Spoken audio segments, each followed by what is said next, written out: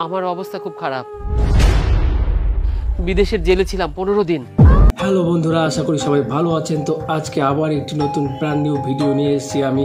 আজকের ভিডিওতে আপনারা দেখতে পাবেন প্রবাসী ভাইদের যে কষ্ট, সেই কষ্টের বর্ণনা রয়েছে এই ভিডিওটিতে। একজন প্রবাসী ভাইকে যে কতটা পরিমাণ কষ্ট করতে হয়, সেই কষ্টের বর্ণনা আপনারা পাবেন এই ভিডিওতে। তো ভিডিওটি স্কিপ না করে দেখবেন আর লাস্ট অবধি দেখবেন, তাহলে আপনারা কিন্তু বুঝতে পারবেন যে একজন প্রবাসী ভাইকে ঠিক কতটা কষ্ট করতে হয়। আমার অবস্থা খুব খারাপ। বিদেশের জেলে ছিলাম 15 দিন। 15 দিন ওরা আমার সাথে অমানসিক অত্যাচার করেছে। তারপরে এক কাপড়ে আমাকে দেশে পাঠিয়ে দিয়েছে। ভিডিওর শুরুতে আমরা দেখি এক প্রবাসী ভাই, সে বাড়িতে এসে তার বাবা, তার বউ, তার ভাই বউকে এসে বলছে সে বিদেশ থেকে খালি হাতে এসেছে, তার সঙ্গে কোনো লাগেজ নেই। সে বিদেশে তাকে জেলে রাখা হয়েছিল এবং নির্মমভাবে তাকে অত্যাচার করে তাকে দেশে পাঠিয়ে দিয়েছে। এই ঘটনা শোনার পর তার ফ্যামিলি মেম্বার অর্থাৎ তার বাবা, তার বউ, তার ভাই বউদের যে কী রিয়াকশন ছিল সেটা দেখার মতো ছিল। সেটা আপনারা নিজেরাই দেখুন যে তার ভাই বউ এবং তার বাবা এই ঘটনা শোনার পর কি বলছে। তো চলুন দেখে নেই আমরা। জেল খেটেছিস, তোর স্যুট বুট কোথায়, তোর লাগেজ কোথায়? তুই লাগেজ দিয়ে বাড়িতে আসবি, তুই খালি হাতে আসবি কেন? আমি কত স্বপ্ন দেখেছি আমার হাজবেন্ড বিদেশ থেকে আসবে, আমার জন্য হীরার গহনা নিয়ে আসবে। আচ্ছা, তুমি আসার সময় কি হীরের গহনাগুলো নিয়ে আসছো নাকি? আরে ভাবি, আপনি কে দেখে বুঝছেন না যে কিসের গহনা নিয়ে আসবে? এ তো আসছে পাগলের বেশে, ভিখারি উনি। স্বভাবতই তার বউ, তার ফ্যামিলি মেম্বার, তার বাবা, তার ভাইয়ের বউয়ের কাছে এরকম একটা ব্যবহার সেই প্রবাসী ভাই কিন্তু আশা করেনি। সে লাগেজ নিয়ে আসতে পারেনি, সে টাকা নিয়ে আসতে পারেনি। তাই দেখে তার ফ্যামিলি মেম্বাররা তার সঙ্গে যে ব্যবহার করেছিল সেটা তাকে খুব কষ্ট দিয়েছিল। এই কষ্টের পাওয়ার পর সেই প্রবাসী ভাই ঠিক কি বলেছিল সেটি কিন্তু এখন আমরা দেখব। তো চলুন দেখি সেই প্রবাসী ভাই কি বলছে। আমি অসুস্থ অবস্থায় দেশে ফিরে আসছি, আমার নিয়ে তোমাদের কোনো চিন্তা নেই? আমি তো ওই প্রবাসী মারাও যেতে পারতাম। 7টা বছর প্রবাসে থাইকে আমি যে তোমাদের 2 হাত ভইরা দিছি, তখন কোথায় ছিল এসব?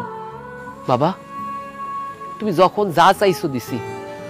তুমি জমি কিনবা, লক্ষ লক্ষ টাকা পাঠাইছি। বাড়ি করতেছো আমার টাকায়, হজ করতে গেছো আমার টাকায়। তখন তো একটিবার তোমাদের মুখ কালো দেখি নাই। এরপরেই কিন্তু ঘটে যাবে একটা আকস্মিক ঘটনা। এই ঘটনার মাঝখানে কিন্তু হঠাৎ করে এক যুবকের প্রবেশ ঘটবে। সে কিন্তু ঘটিয়ে ফেলবে সেই ঘটনাটি। সেই ঘটনাটি কি সেটা যদি জানতে চান তাহলে ভিডিওটি লাস্ট অবধি দেখুন। আর আমিও আপনাদের দেখাচ্ছি সেই আকস্মিক ঘটনাটি কি ঘটবে এরপর, সেটি আপনারা নিজেরাই দেখে নিন।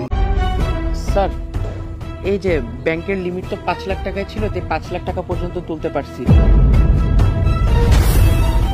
আর ব্যাংকের ব্যালেন্স চেক করে দেখলাম প্রায় 18.5 কোটি টাকার মতো সেখানে আছে। আর তাছাড়া স্যার, আপনি এরকম বেশে কেন?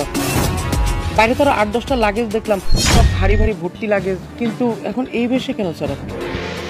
কিছু মানুষরে পরীক্ষা করার জন্য এই বেশে আসছে।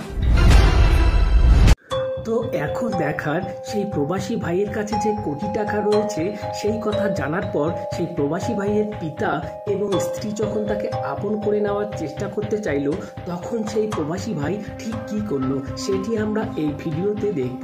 ভিডিওর একদম শেষ পর্যায়ে কিন্তু আমরা চলে এসেছি। তো চলো আমরা এখন শেষ পর্যায়টুকু দেখে নিই। সৈকত, তার মানে তুমি গরিব হয়ে যাওনি, তোমার অনেক টাকা পয়সা আছে, লাগেজ ভর্তি করে নিয়ে আসছো।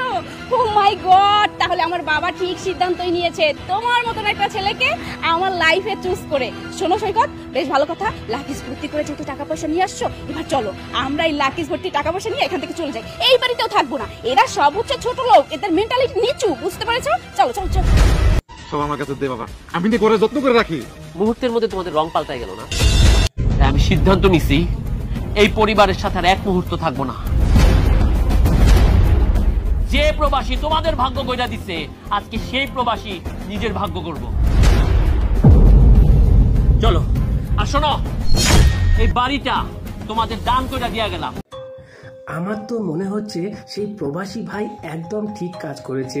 তার পিতা, তার স্ত্রী, তার ভাই এবং তার ভাই বউকে সে উচিত শিক্ষা দিয়েছে। এরকমটাই হওয়া উচিত, যেখানে টাকার কাছে সম্পর্ক হার মেনে যায়। একদম উচিত শিক্ষা দিয়েছে সেই প্রবাসী ভাই। প্রবাসী ভাইরা যে কতটা কষ্ট করে মেহনত করে সেই টাকা জমিয়ে তার ফ্যামিলিদের পাঠায়, সেটা কিন্তু তার ফ্যামিলিরা বাড়িতে বসে বুঝতে পারে না।